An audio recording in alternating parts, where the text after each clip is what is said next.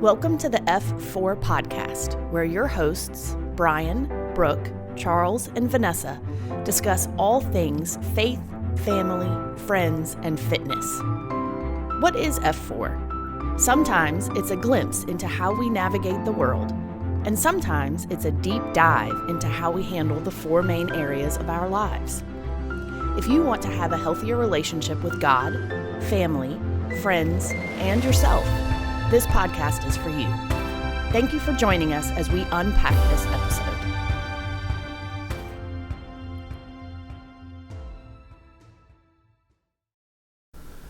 Welcome to episode 20 of the F4 podcast. If we haven't met yet, I'm Brian Marston, one of the F4 hosts, and I want to thank you for listening and watching our podcast. If you could follow us on Instagram and like and share the podcast, we would greatly appreciate it. We are on multiple platforms, including Apple, Spotify, Google, Pocket, Radio Public, Breaker, Anchor, and YouTube. If you'd like to be a sponsor of this show, our first and only sponsor of the show, you can send us a message on Instagram, Facebook, or you can email us at f4ncpodcast@gmail.com. I'm joined today by the F4 people, my wife, Brooke, our dear friends, Charles and Vanessa, and our special guest today. He's super special, Ryan Green. Why Ryan? Well, I don't know. I don't either. No, seriously. I've known Ryan for more than 17 years, which makes him old. And he just celebrated his 33rd birthday this past Tuesday. So happy birthday again, Ryan. Thanks. I have invited Ryan to be our guest today because he is a good friend and has a powerful story that will be encouraging to many of you. For today, I'm going to ask him to share some of that story and to talk about a subject that we've been hearing about a lot lately over the last maybe few years, mental health. This will be a free-flowing conversation, so while I have some questions that I plan to ask, I'll invite my co-hosts to interact as they wish with any comments and additional questions they may have. So Ryan, you ready to get this podcast started? Yep. Let's do it. Let's do it. Yeah. So let's go deep. What are words you would use to describe your childhood? Yeah, Don't say what I said earlier. what was that? You almost tricked me. I have short-term memory. I don't remember. Oh. Yeah, childhood. So I guess I would say that like childhood was relatively normal, or what I guess everybody would consider to be normal. But of course, like children are the product of their environment. So like of course, everybody's going to have some sort of trauma or something like that. But it wasn't like terrible. As I was like thinking through this, like I remember like sitting at the table doing homework. And when I was like forced to do this homework, I just remember like crying, like just not being good at doing homework when I was in like 5th grade. So like if I had to go back, like I'd be like, man, that was a really like not great part of my childhood. But like other than that, like everything was great as far as like being a child. Life got a little tricky when I grew up and went to like middle school. So childhood, ding, check. But as far as like anything crazy, nothing too out of the ordinary as far as childhood. Something that I did process through was like trauma. You've got like big T trauma, like abuse and things like that, and like I never went through anything like that, thankfully. So like again, like it just kind of, for me, it feels like childhood was like okay, nothing crazy. So I heard you say that middle school was a time of change, and a lot of things change. Like, you know, we go from talking like this to talking like this, or at least we try to. Some of us grow like that bad mustache. It's like can be licked off by a cat. But you mentioned having some trauma when you got into middle school. You didn't say trauma, but you alluded to it and how you communicated. What happened in middle school and high school? Yeah, so you have big T trauma, like I said, was like abuse, but then you have like little T trauma. That's like bullying or I wouldn't say neglect, but like, if your parents are like working all the time, it kind of falls under that like little T trauma. And so I would say that like I was bullied in 6th grade, which was like a really difficult time because like you said, everything changes. Like your voice is changing, like puberty's happening. Like you got the ugly mustache, you got the like, you don't fit in all the clothes that you fit in last year. And so like it's just a weird time. And then like on top of it, they force you to like change grades or change not grades but classes, which was they try to kind of prepare you for it in 5th grade by like doing like team teaching, and you switch between like science and English or something like that. But you switch with all of your classmates, so it's not like anything like drastic. But yeah, so all of that on top of like riding the bus and coming home to like being at home by myself and like having stayed home by myself. So all of these things that are changing, and then on top of it, I was never really taught self-control. And so I was a bigger kid, was a little chunky. And so I was self-conscious about that. And like I said, my clothes didn't fit the way I wanted them to. Didn't feel great.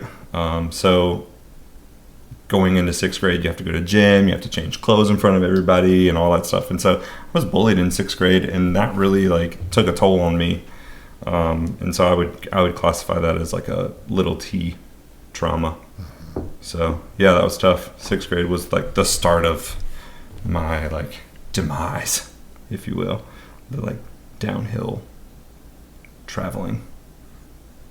Yeah, so how did that progress as you went from middle school to high school? Well, so I mentioned before, like 5th grade was like hard because I just felt like I wasn't smart. Like I would struggle to do that homework. And it was in 6th grade that my brother was diagnosed with ADHD, and he got the help he needed with that. But it wasn't until I was like in my 20s that I was diagnosed with ADHD.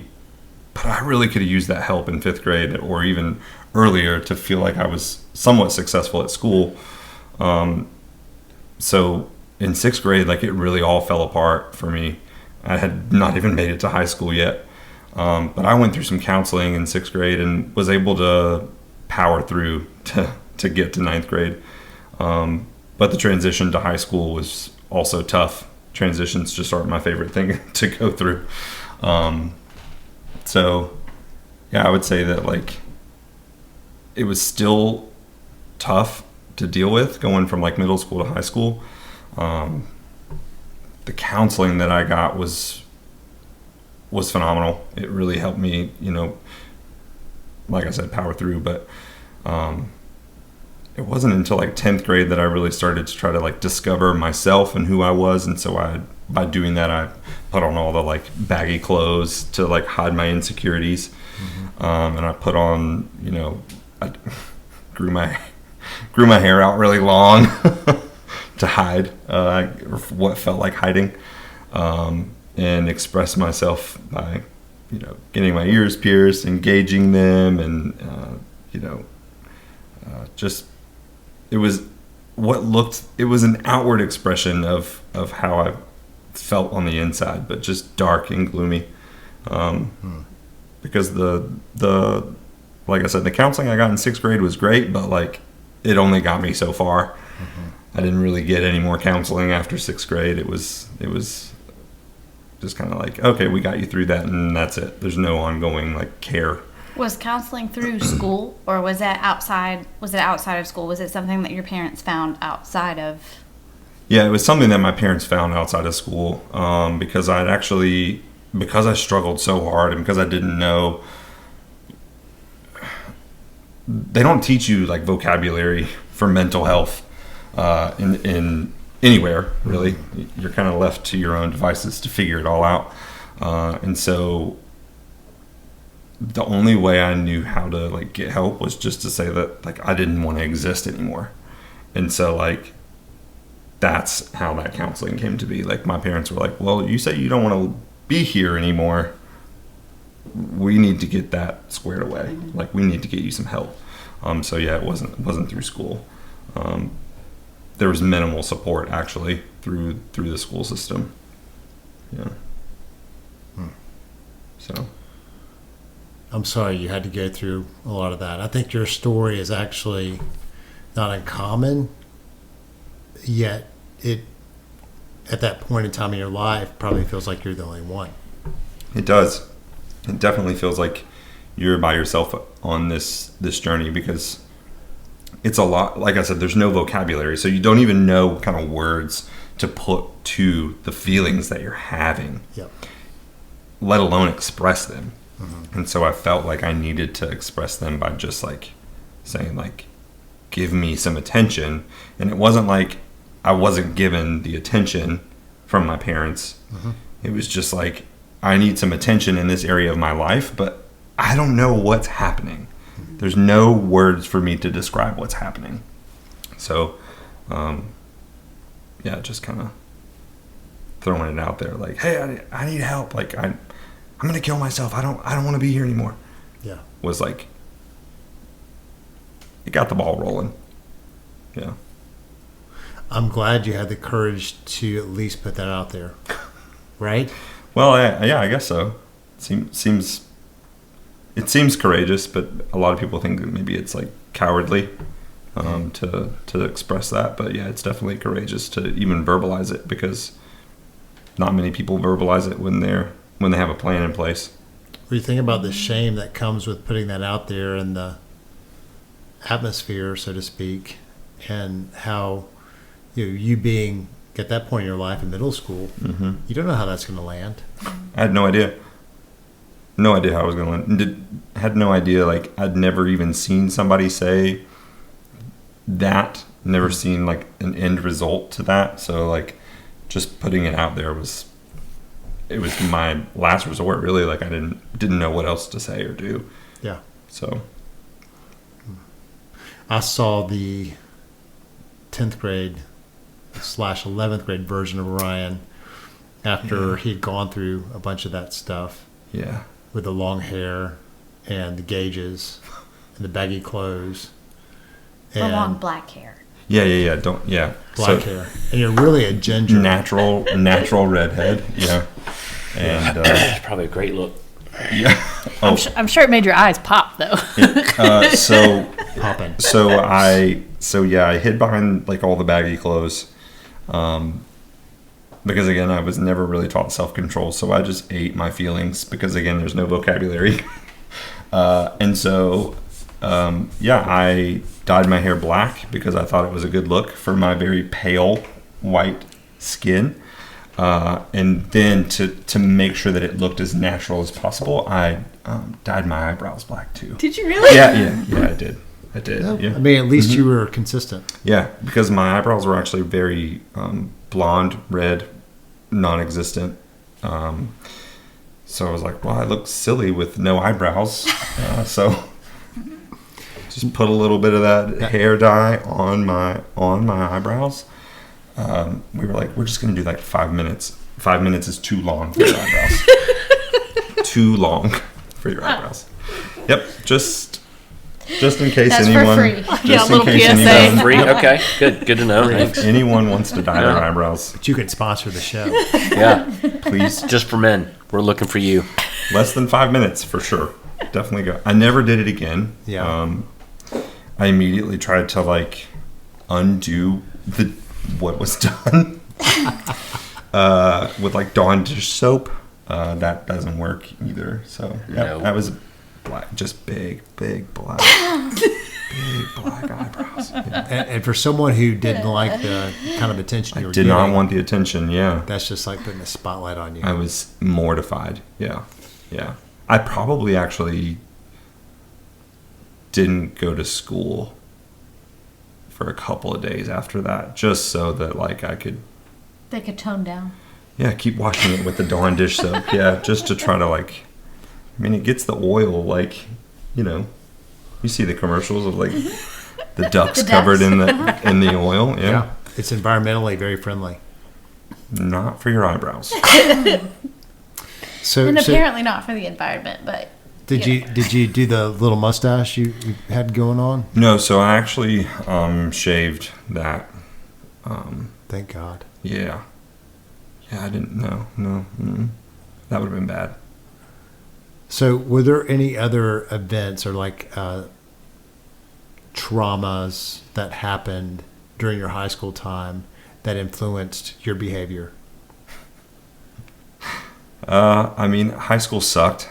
Again, because like I just, my brain doesn't operate the way that, and I quote, normal people, folks who don't have ADHD, don't necessarily get it, but like, and I didn't get it until I was like, oh, again, here's what you have, here's what's going on.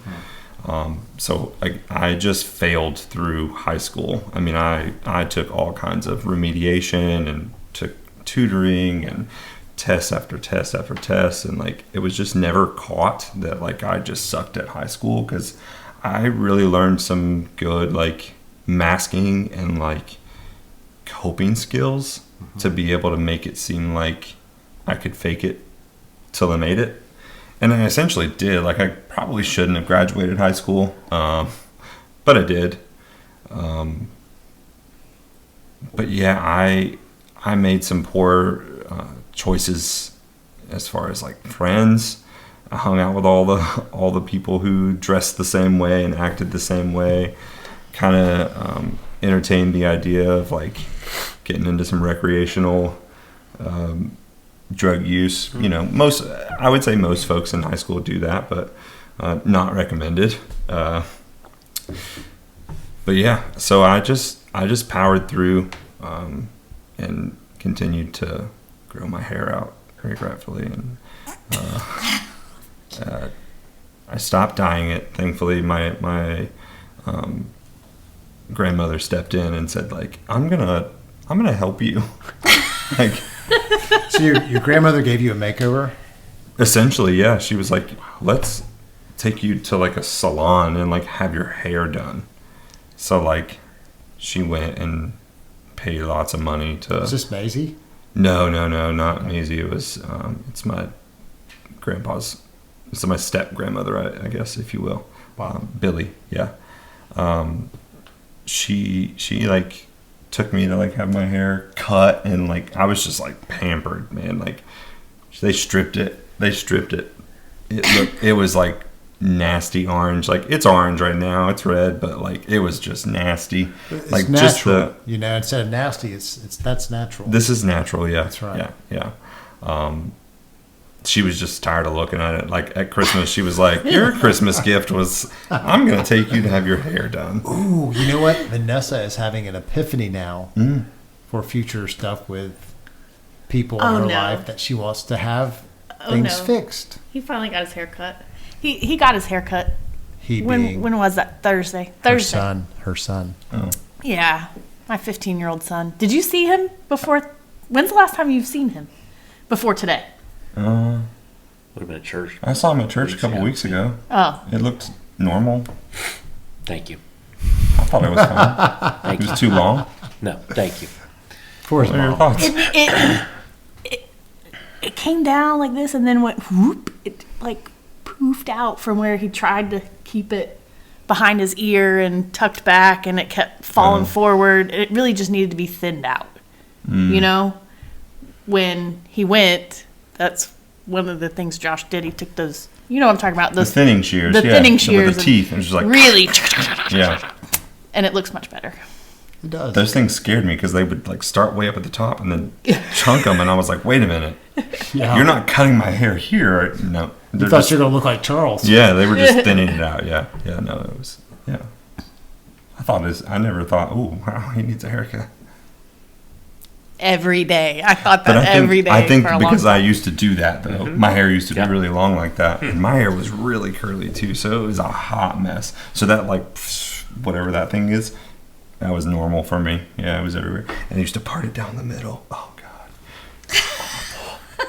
I remember. what's wrong with me? We have some Butt cut. pictures somewhere. Yeah, I'm Had about a to butt find cut. some. Let's Yeah. not. Let's not I'm pull about to those out. resurrect some pictures. I don't think that's a good idea. Because you can see like the intervention of the Lord in your life. Your grandmother. Maybe we'll put that in the podcast notes. Yeah, we can put it in the show notes. Yeah, you can just send them and I'll put them right in. It's like Ryan used to be Well, blind. I have to say they're not digital. Well, we can make them digital. It's Oh, we not can hard. scan We have a Scan scanner. I'll So take you care had of you. other I'll questions, take care right? of you. Yeah. Anyway, moving on. Next question. Look at the time. Gotta get. Ryan, before I move to what I'm going to in a little bit as far as the spiritual transformation you had, was there any family trauma you had during that time that influenced some of those things going on with you? Yeah. So my parents separated, which, like, I was blindsided by. I had no, like, sometimes you have those like things leading up, arguing, or like, mom's always gone or dad's always gone, whatever it might be. There are just, little hints here and there, like, family's not doing well. And for me, like, that was not the case. It was just like one day, mom was like, I'm out. And dad was like tossing all of her clothes like out the door into the driveway. And it was just So it like went from like nothing to explosion. Yeah, Oh, complete man. explosion. So like I had no, like, there was no like warning, and like I don't do well really with like quick abrupt change like that. Like I definitely would like to have some sort of heads up. And I'm sure that they probably were having conversations behind closed doors, which, okay, fair. Like, keep it from the kids. That makes sense. So yeah, I was completely blindsided by that, and that was a big deal because I felt like my whole life was a lie, because what I heard or what I felt was like, I don't love you anymore, and like I don't care about you anymore. I'm only here for my needs. My needs are not being met, and this is coming from my mom, and she didn't say this. This is just what I'm thinking, but like that my needs aren't met, and I'm going elsewhere to seek out those needs. And so I continued to feed, on top of, you go back to 5th grade, can't get my homework done. Mm-hmm. I struggle. I sit here and I cry. I can't get any of it done. So you don't feel smart. I don't feel smart. I'm overweight and I know it. I don't feel good in my own body. I go to middle school. I'm bullied because I don't want to change clothes in front of everybody else like everybody else. So I'm different. And you go to high school and you see all these groups of friends that are hanging out, and you kind of go, man, I wish I could be a part of that group or this group or that group. And it's like, well, why don't they want me in their group kind of deal? You're not good enough. I'm not good enough. So the whole time, like, this lie that just keeps like pounding my heart and pounding my brain is like, you're not good enough. You don't amount to anything. Mm-hmm. And so like, I felt like in 11th grade that the things that I was screaming out verbally, I don't want to be here, I'm not enough, I don't want to exist anymore, like, although I got the attention I needed at that time, I had learned how to mask and hide and just kind of hunker down. I was feeling those things on the inside. Like, I don't want to be here anymore. Like, I don't fit in anywhere. I don't belong. And as humans, we're meant to be connected with others. We're meant to belong. And I didn't feel that. So yeah, that was a big time in my life. So yeah. Ryan, I think what you're sharing, a lot of people can relate to it. Yeah. And I hope that people will take the time to listen to this, because I think your story and what you went through is not going to be wasted. Yeah. Like, I think there are people that are going to resonate with what you've shared, and to see what God has done in your life as a result, or in the middle of all that, to go, just because things are bad today, or just because things are bad for my child today, doesn't mean they have to be that way tomorrow. Right. Yeah. God's not done with the story. Right. And so your pain isn't wasted. And Right. I'm sorry you went through that, because when I hear it, it breaks my heart. Oh yeah. Even like preparing for this, or even talking about it like now, it's just like, it just kind of brings back up those feelings, and I'm like, oh gosh, like I hate feeling that way, but like I'm on the other side of it, and I know where I'm at, and I know where my self-worth is at, and those kind of things. But like going back to it is like, like I don't want to feel that, like stuff that back down. But yeah, there's no need to stuff it anymore. But Well, you are courageous, yeah, thanks. you know, to step into that, because a lot of people won't. It's not easy. I'm not saying it is. Yeah, it's not easy, and again, it's all about vocabulary. Like, yeah. If I could just put if I could have put words to it, if I could have said like, I feel like I'm not enough, back then, maybe some things would have been different. Maybe some things would have changed, or proper procedures. Not really procedures, but things would have just maybe mapped out a little differently. You could have had different kinds of conversations, Yeah. for sure. Yeah. Yeah.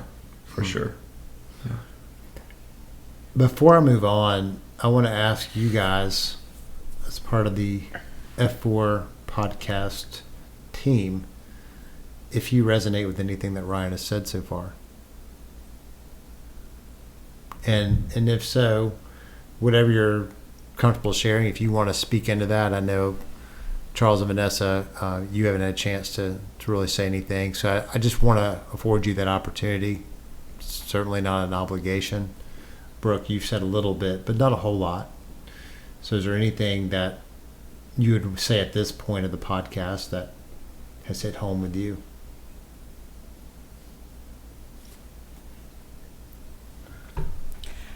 I would just say that I haven't known you for nearly as long as they have, but for you to say that you're on the other side of it, I believe that that's true, because I never would have known that Rando was.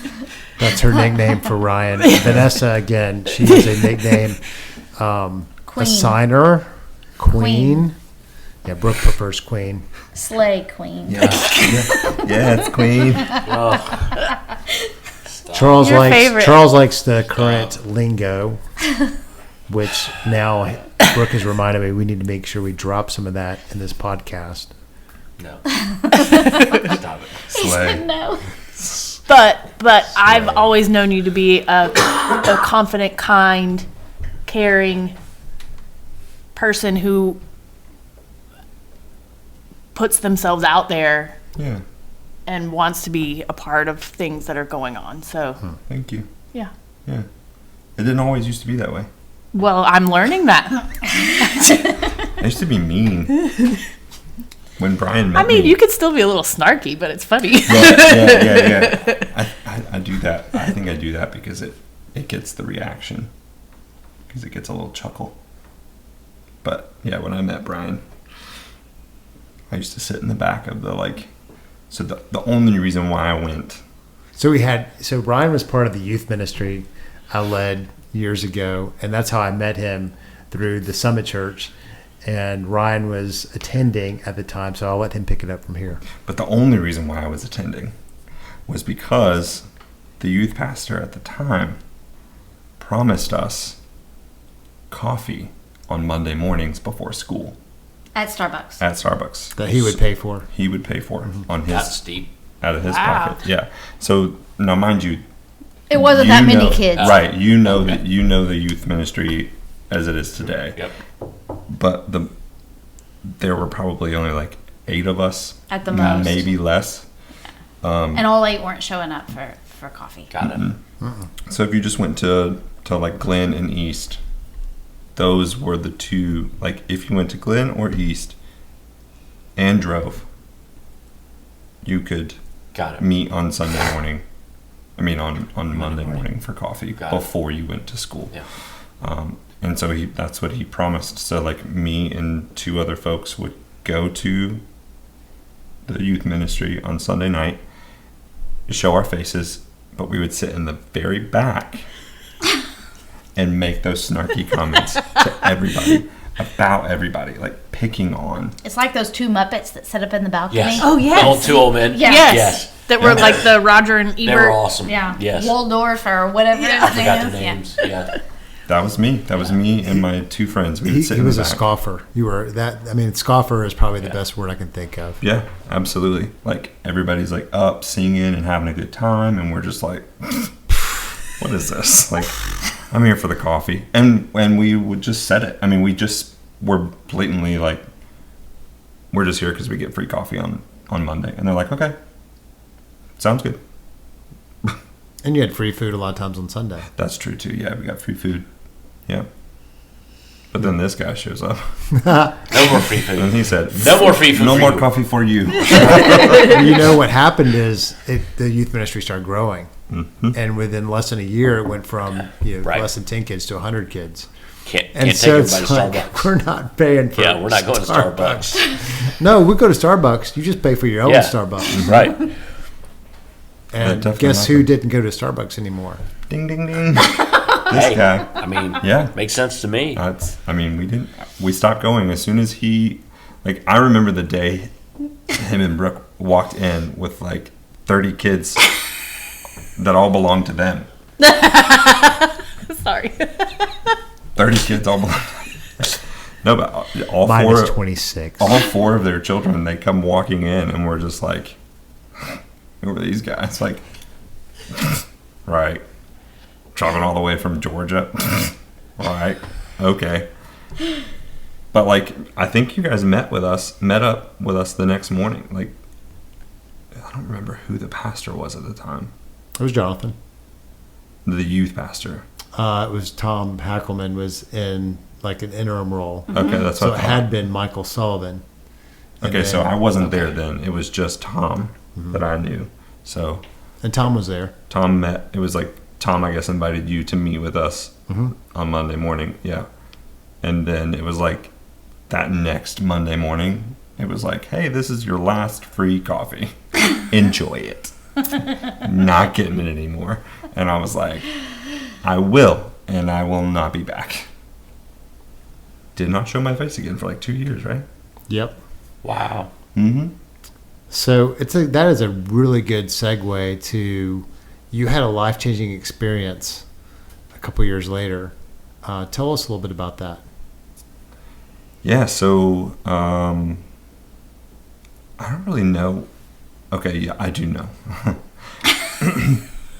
It's all coming back. It's all coming back to me. I love to fish. I love fishing. So, You? I know, it's shocking, I know. So you're learning things about Ryan that you didn't know. All kinds of things. I'm pretty sure he's the one that taught our boys how to fish. Yeah. You did. What? Does Parker want to fish? No. Well, you and You don't know. we'll ask him later. I'm going to ask him. You should.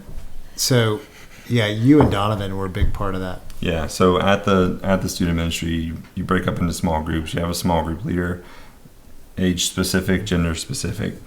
So Donovan was that guy for me,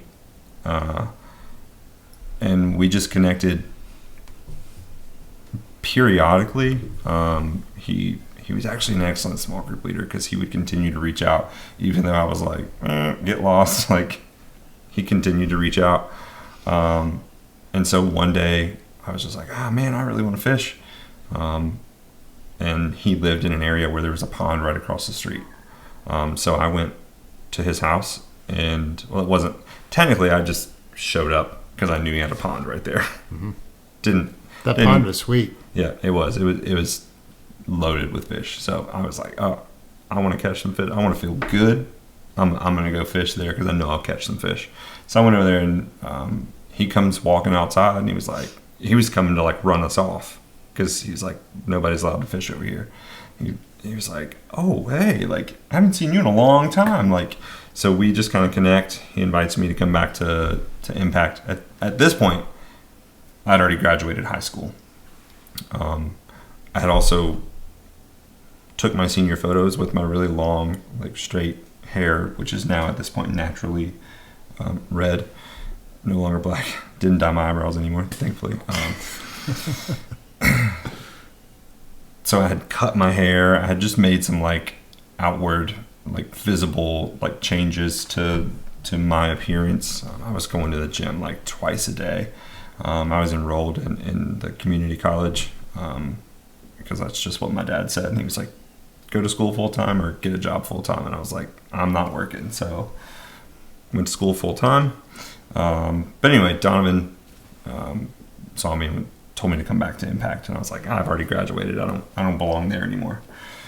He was like, no, come back. So the church had built this big old fancy building at this point. I'd never been there. And I showed up with a friend from work. And we originally were going to we showed up and didn't know where to go or what to do because they were already like in the middle of their like meeting or their worship experience. And I was like, all right, I don't know what to do. So we started to leave. And then Brian runs out and was like, we saw you, like, come back. So we came back in and he connected with me. Brian connected with me after that and said, hey, let's meet up for coffee. Ironically enough. Did he buy your coffee? He bought my coffee.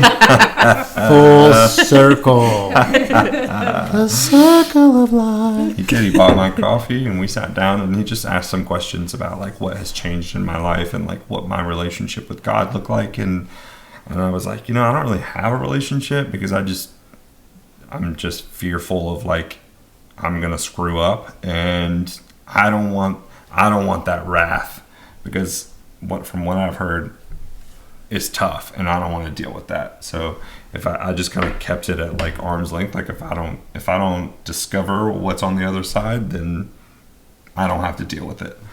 And then that's when Brian was like, nah, it doesn't have to be that way. Like there's no condemnation after receiving Jesus, man. Like it's all good. And I was like, oh, okay. So he was like, yeah, just, you want to do this here and now? Like you want to like accept Jesus as your savior? And I was like, I need some time. Let me think about this. And so I left and went to work out. And at the time it was at First Christian Church, and they had it was National Day of Prayer. And so they had this like prayer like circle or prayer walk that you went through. And I was like, I'll give it a shot. So I just went through like all of these like different stations. The very last one was like, pray for your like relationship with God. And I was like, here's your shot, dude. Like, I don't know what this looks like. I don't know what's going on. I don't know anything. I'm clueless. And a lot of that brought up a lot of those feelings of like self-worth and like the invalidation that I got all throughout life. Like this was just another one of those, like, you don't know anything, you're worthless. Like, what are you doing here? But I was like, here's your chance. And I just like busted out in tears. And I was just like, I don't know what this is. I don't know what's going on. Like, but maybe this is my sign. And so I took it as my sign. So then I called Brian and I'm like, I think it's time. It's now or never, dude. Like, let's do this. Like, let's like sign the paperwork, man. So he's like, all right, come to my office. Come to my office right now. And like, I went to his office and we prayed together. He prayed for me and handed me a book and sent me on my way. And that was a turning point for me. That was 2009. That's insane. But yeah, I think that's when like joy began to like start to rekindle in my heart, which creates that soft, compassionate, kind person that now. Yeah. Yeah, we got the pleasure of seeing your transformation and watching it play out over the next several years as you then stepped into youth ministry leadership. And then, a lot of times you spent time over at our house, going to cook out together, all that kind of stuff. Kitchen, throwing up hot dogs Oh yeah. in your hand. Mm-hmm. Yeah, you did all kinds of things. Yeah, you guys took me in like family, and that's really what it feels like, and that feels good. Yeah, I think it kind of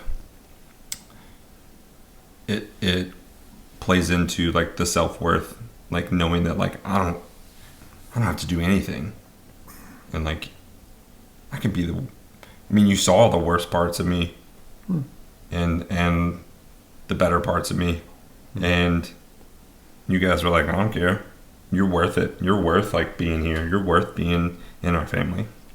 So yeah, I didn't plan this. No, Sorry, but it's emotional. really It is do. emotional. Yeah.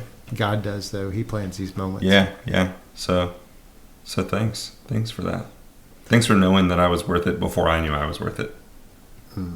Yeah. When you said that, it made me think about the power of belonging Mm-hmm. and wanting to do that for as many people as we can. Yeah. So It's good Ryan. stuff. So I didn't focus this podcast on the next subsequent years, Yeah. and I do think that's worth unpacking at some point. But for today's purpose, I'm going to stay true to what we actually prepared for. Yeah. Because I could go from 2009, to 2020 10, 11, or 12, yeah. for 11 years of ministry, and I'm going to kind of bypass that. Yeah. But all I can say is I'm so proud of you and the Thanks. steps you took just to say, I'm going to let the Lord do what he wants to do in my life, whether it was serving with kids and investing your life in them, or going to Kenya and going on a mission trip and letting God use you in ways that you're like, I'm in Kenya right now for Jesus. I forgot about that, honestly. Yeah, there's a lot. there's so much. I am skimming the Yeah. surface here. But I do want to kind of fast forward to some of the stuff you're doing today, because it speaks into an area of life that a lot of people are struggling with. And I think I wanted people to hear your story to see that you're not coming in as someone who has not suffered and would not understand Right. the challenges people have with mental health. Yeah. And so I do want to ask you this question. What helped you grow spiritually and become more mentally healthy since you met Jesus? So, community is my thing. Like, community is really what kind of was the snowball effect. It's that belonging, right? It's belonging. Yeah, it's it's like having that.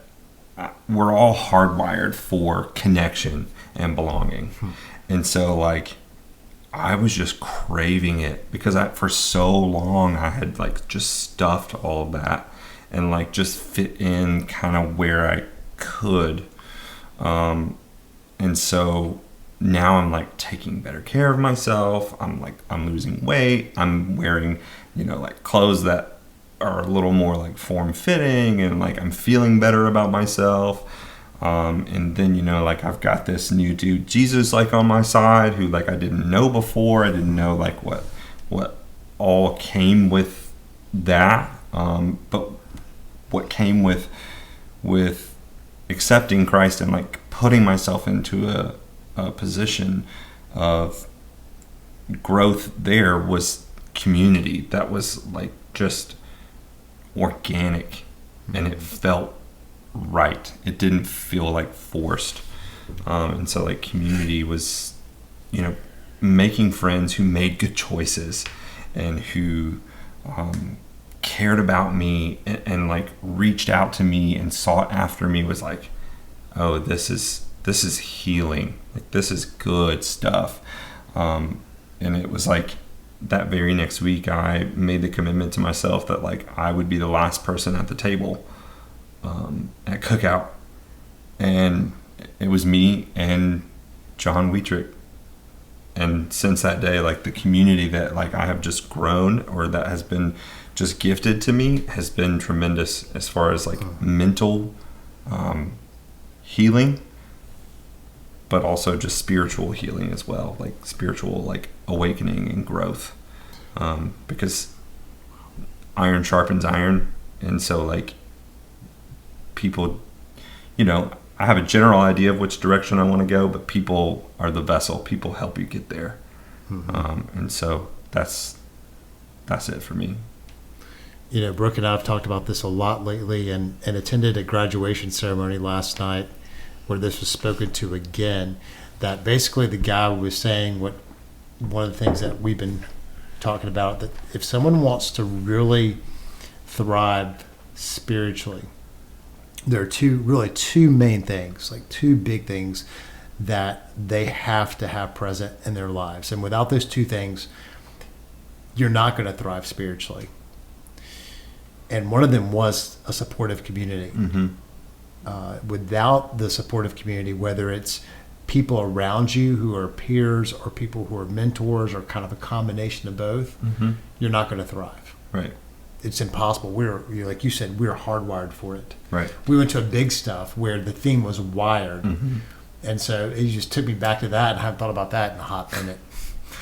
But the second thing is the spiritual disciplines. You know, being able to know what to do to open my Bible, or to know how to talk to God through prayer, journal, even fasting, or taking time to be quiet, being in nature, to connect with the purpose of connecting with your Creator, who you're wired to connect with, and then with other people. You put that together, it's a powerful combination. Right. And so you are experiencing both of those at that time, and I just felt like it was important to point that out. Yeah, definitely. I would. Yeah, you said it perfectly. You're right. Yeah. Well, you set the table for it, so thank you for that. Yeah. So I do want to skip to what you're doing currently. You started going to school a few years ago again. Yeah. But kind of had a better idea of what you wanted to do. Yeah. So my question, and you can answer this, you can take this any way you want to take it. What are you currently going to school for, and what are you hoping to do with it? Yeah. First, let me say that you're never too old to go back to school. Amen. That's If we had an organ in here right now, it'd be playing. yeah. Everybody's on their own journey, their own path. You know, like society says, you should go straight to college when you get out of high school. Get married, find your wife or husband in college. Get married, have kids, settle down. You know, like all that. And I'm like, nah. I'm on a different path. Military. Yeah. Need to get out of here. Not my path, you know, not my journey. And so I waited till I was 28 to go back to school, just kind of on a whim, really. I mean, there were some little things along the way, but once I finished an associate degree, the whole time they're like, you know, where are you going for your bachelor's degree? And I was like, nah, the goal was just an associate degree. I did it, check, moving on. Enrolled in a bachelor's degree just because I actually enjoy challenging myself, which is something, you know, again, because I just scraped by in high school and middle school. So to have succeeded in the realm of academia by having an associate degree was like of the highest like praise for myself. And then I was like, if I can do that, I can get a bachelor's degree. So I enrolled in a bachelor's degree program, finished that up a year ago here recently. And the whole time they're like, okay, what are you going to do after you get your bachelor's degree? And I was like, that's it. The goal was just associate degree. So here we are. I got a bachelor's, more than I ever expected. But then it wasn't very long after that I was like, I can't do anything with this degree. It was a degree in psychology. So like you can kind of do something with it. You know, you might get a little extra pay in whatever like realm of job that you're working in. But I just kind of reflected back to like 6th grade and how that counselor really invested in me and really, you know, took the time to help me cope with something that was the most difficult time in my life. She really created the vocabulary. She created the content for me to be able to put to words and processes in my head how I was feeling and how I was going to deal with what was the end of the road for me. And I was like, I'm going to do that for somebody one day. So here I am. I'm now enrolled in a master's degree program for clinical social work. And my plan is to do clinical counseling when I'm done. Wow. Yeah. Your pain became your purpose. It did. And I didn't know that at the time. And even years later, didn't know that. It wasn't until the associate degree and bachelor's degree that I was like, oh, this is even possible. Like I'm smart enough. I'm worthy enough. I have the experience. I can do this. Mm-hmm. That I was actually like capable of making something like that happen. So what's wild to think about is you got pain and purpose, and you have also preparation that you spent basically 11 years, give or take, investing your life in the next generation and going above and beyond what most youth leaders would do as a volunteer to let kids know that they mattered. That they mattered, yeah. That they didn't have a place anywhere else. They had a place here with me and with us. Yeah. And the thing about John Wietrich is now knowing his story and what he was going through, I mean, he was in a rough place, and you were there for him to say, you belong. Then John and I ended up getting connected, and he ended up working for me for a while. And then, of course, he went to bigger and better things. But I got to officiate his wedding, and I've been able to have a voice in his life. Now he's a father of 2 kids, a beautiful young family. And man, you took the time to say you matter. Yeah. You're part of this family. Yeah. So I see there's like this transcendence of your pain in 6th grade to where you are today and how this purpose has been playing out for a long time. And it is powerful, man. Right. I love that we're getting to talk about this. It's deep. It is deep. Yeah. Deep thoughts. Maybe little chimes in the background. Does anybody want to say anything before we go into just a couple other questions today?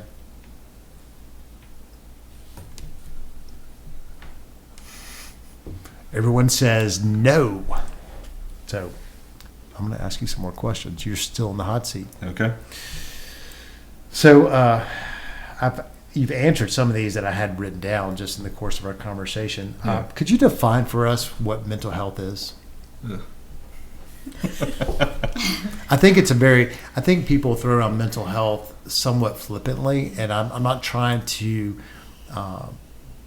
speak down to anyone's pain, because if someone's in pain, they're in pain. Yeah. But I do think that sometimes it's like, what does that mean when I hear the term mental health? Yeah, and so I guess like it's kind of hard to narrow down to something specific. It's actually really broad, and a lot of people don't necessarily understand it when they don't go through something. And I'm so thankful that a lot of folks don't have to deal with anxiety and depression and whatever's out there. But mental health is very much like physical health, but for your brain, and physical health plays a role in that as well. And so I guess being mentally healthy encompasses a lot of different skills and activities that a lot of folks do on a regular basis, And then there are some folks who don't and just need that little extra push, little extra bit of help to get there. So I sort of answered your question, but can't really answer your question because it's such a broad. It is broad. Yeah. Well, let's not worry about the challenges of trying to answer that question, because Sure. I do think I think it's hard. And I do want to ask you in regards to counseling, what is counseling then, and how is it helpful for someone who's struggling with their mental health? Yeah, counseling is great. Not really a plug, but I strongly encourage it. It's just an opportunity for you to air out a lot of the things that are going on in your head. I know for me, I was just, one, I didn't have the vocabulary. Two, I was just pressing all these things down in my head that, like, I didn't know how to, like, actually get them out. And so counseling is a way for you to process all of the things that are going on in your head.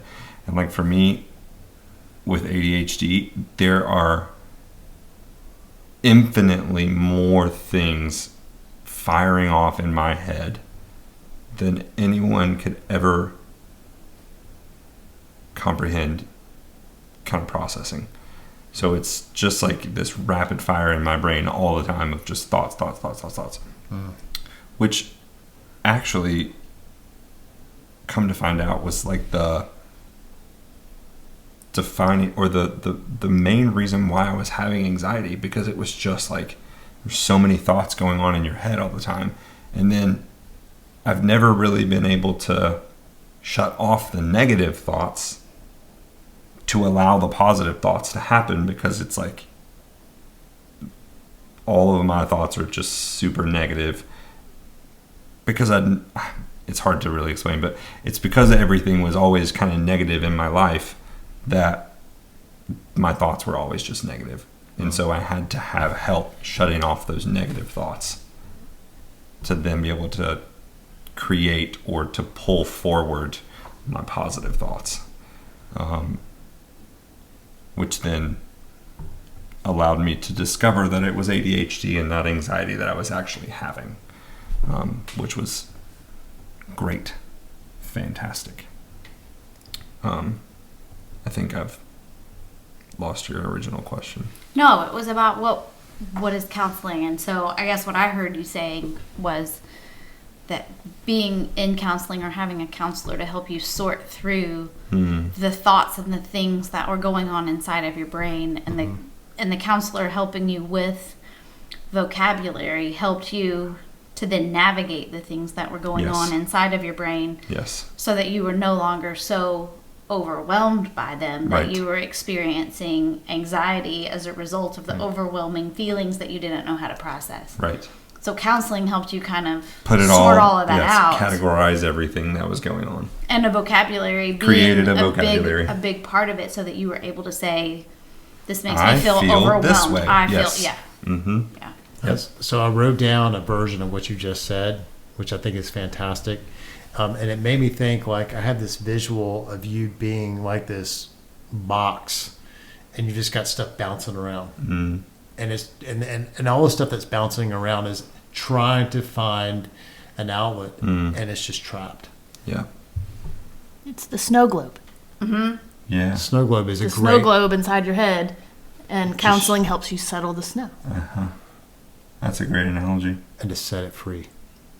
Yeah, really to just dump all the snow out the bottom. Tell Frosty you'll see him next year. Yeah. It's great. You know, there's a lot of stigma around mental health, and even getting help, even seeking counseling. But it's tremendous. Like, it is such a freeing feeling. Now, don't get me wrong. Having my relationship with Jesus has enabled me to be able to move forward in that world. It has created so many different avenues for me. But being able to talk about mental health, and that like it is a big deal. But man, like, you got some things going on in your head and you want to talk about it? No big deal, man. Come on. Like, let's talk about it. Let's settle the snow. Like, let's dump the snow out. Let's like break open that glass. Let's open the box, because like there's so much, in the wise words of Donkey from Shrek, there's more, or no, sorry, it is Shrek. There's more room out than there is in.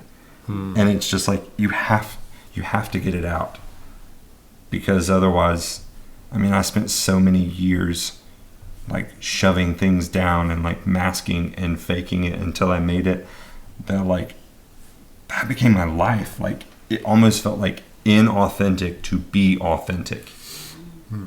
And so it was like, it took a long time to get used to that, to get real with who I was and what I had going on. But yeah, let's break the stigma and like, let's just chat about it. I love it. Yeah. You know, you're going to be one of those people to help then give either the next generation or someone that is, you know, our age even, vocabulary to get the thoughts and the feelings out, to then, if they're out on the table, then we can actually begin to deal with them. And we experience that in the counseling we do with other people, of just helping them get that out, and then also speak into some of the things that happened years ago when they were a kid that they've never processed with anyone else because it felt so shameful. And when you bring it into the light, it's like God has the ability to bring healing and take those broken pieces and make something beautiful. Yeah. He's done that with your life. Yeah. Which is like, man, we get to have this conversation today. Right. And I appreciate, again, you being courageous enough to go through the processes you've gone through. Yeah. That we can have this conversation. Yeah. So I want to ask you, what are some indicators that you think that someone would need counseling? Like, if someone was listening and they're like, man, I don't know, maybe I need counseling about these thoughts and feelings bouncing around in my head, what would be some indicators that would say that, hey, I need counseling? First, if somebody says, hey man, I think I might need counseling, my immediate response is go. Don't wait. Don't wait for the appointment to come to you, because it's not going to happen. Go. If you can't afford it, find somewhere that offers sliding scale, or find somewhere that has an intern, because they charge less for interns. And an intern is very well equipped to be able to help you process through those things. If you think you need counseling, you do. So go. But as far as like, you know, sitting around and trying to pinpoint, you know, does this person need some counseling? You kind of look like you need some counseling. Like, You dyed your eyebrows black. Right. You might need a little counseling. That one's obvious. Yeah.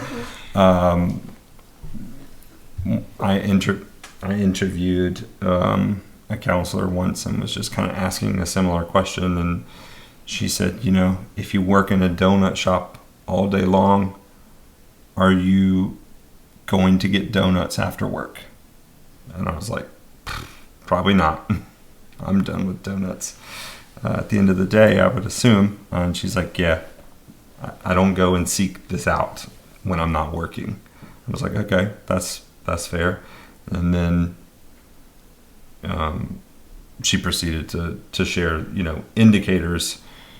A lot of times when you have folks who seem to be extremely friendly or in community with folks, and they kind of recluse, they go and hide in their shell, or just kind of abnormal behavior, those would be some indicators. Talking about, folks will say like, oh man, life sucks right now, or again, some of those things, something that somebody might say is like, man, like I just don't want to be here anymore, or you know, folks kind of give relatively clear indicators verbally or you know, behaviorally when they're struggling. sometimes it looks like anger and frustration. Sometimes it looks like shutting down and just becoming a recluse, just kind of coming a bump on a log. And so I think that those would be your indicators. But as far as encouraging folks to go get counseling or encouraging anyone to go speak to somebody, I think that, yep, sounds good. Yep, go. Yep, you should. Even if you're happy, even if you're excited, even if things are great, like, great, good. Just know that you should go get some counseling when things get tough. That way you can have some help along the way, because you don't have to do it alone. Yeah. So That's good. I can think about a time that we went to counseling.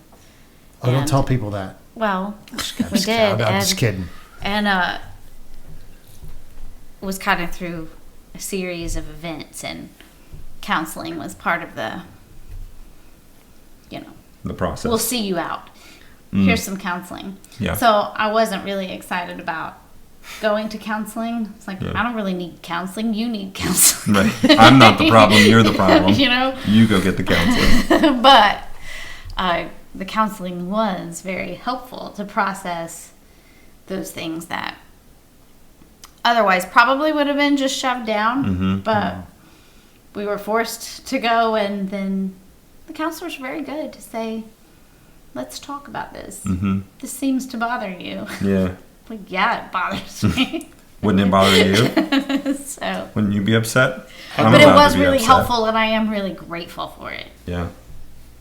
I'm sorry I didn't mean to be. No, you're good. I remember that. I remember you being like you were seething with anger. Yeah, I was mad. And I remember Counseling was not what I needed. I remember sitting beside you and being in the room going, oh man, I hope they don't trigger her. And yet I knew you needed to be there, and I needed to be there because I was mad, but I was feeling like I needed to kind of pacify you, and I'm like, no, I'm going to get in the way of this process. But So then you're over there like, how can I trigger her? that's right. Let's unleash this.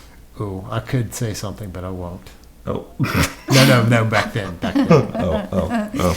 Yeah. I know. I was Yeah. like, what's What about are to you gonna happen? say? Got your attention, didn't I? Yeah, so, wow, you've shared a lot of great stuff, and just for the sake of time, I want to be sensitive to that, because I think with the other stuff I was thinking about asking you, we've answered that in different ways. Yeah.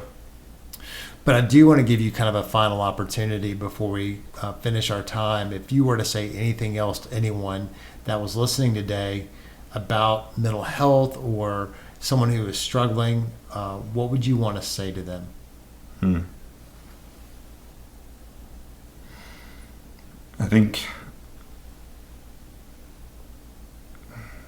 I guess I would say go, make the phone call or go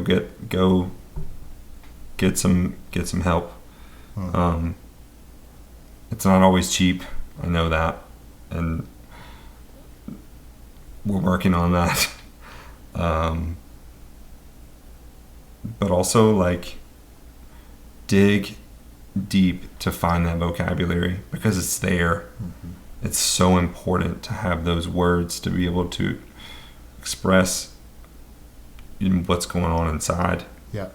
Because there's big feelings inside that require big words to be able to get it out. And then also know that it's not a quick process. It's not a quick fix. It takes time. It takes a lot of hard work and active work on your part to make it happen. And honestly, like, the counselor's not going to be the one to do the fixing. The counselor's just there to be that vessel to help. It's just your mode of transportation. They're just there to help you find healing, not to solve the problem. Yeah, I think the role of the counselor, I hear you saying this, that the counselor is a guide, Mm-hmm. and the counselor wants to help you be the hero Mm-hmm.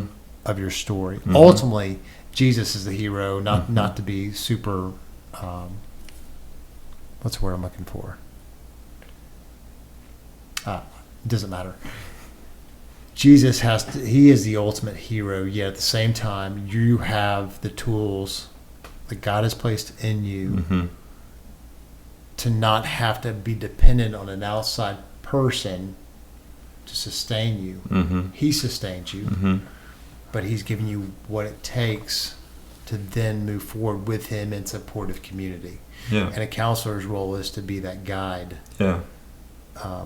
but not to be a person that creates a dependence. Mm-hmm. Yeah. Because we've seen that happen where someone feels like if they don't have their counselor, Mm-hmm.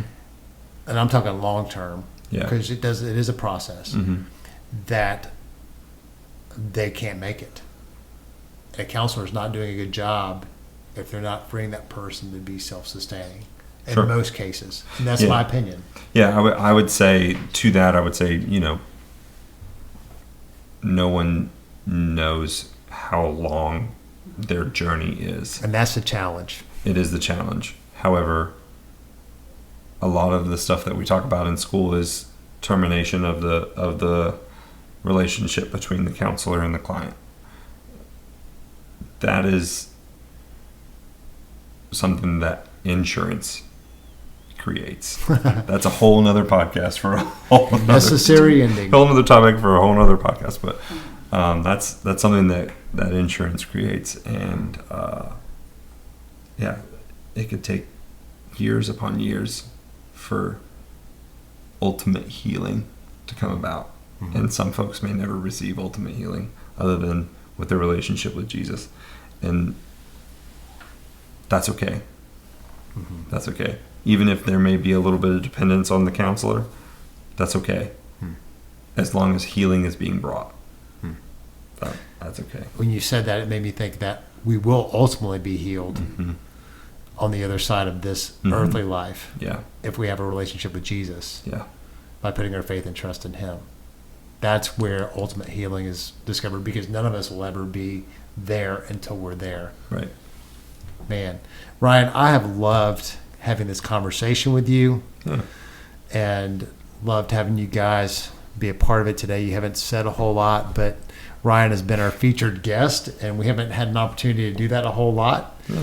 But you were the person that was supposed to drive this today, and I want to say thank you for sharing your journey, for being available, and I hope it won't be your last time on our podcast. Yeah. Appreciate it. Thanks for having me. Yeah. Okay. Well, as Bugs Bunny would say, that's all, It's folks. not Bugs Bunny, but Dang it. Who is it? Elmer Fudd. Dang it. Elmer Fudd. No, that was Porky Pig. yes, Porky Pig. Porky Pig. Yeah, I'm just glad we're all wrong. Hey, we just have to all be on the same page before we We finish. just need Charles to tell us, because Charles, he knew. So thank you, Charles. You're right. We were wrong. What? So, It's an in earlier conclusion, conversation. I missed thank that you one. for taking the time to hang out with us today on the F4 podcast. We would invite you again to please follow us on social media, like and share the podcast if you think it can be helpful or entertaining to other people. We would love your specific feedback so we can improve in providing content that is helpful to you. Thank you again for listening, and we look forward to being here again with you soon on the F4 podcast.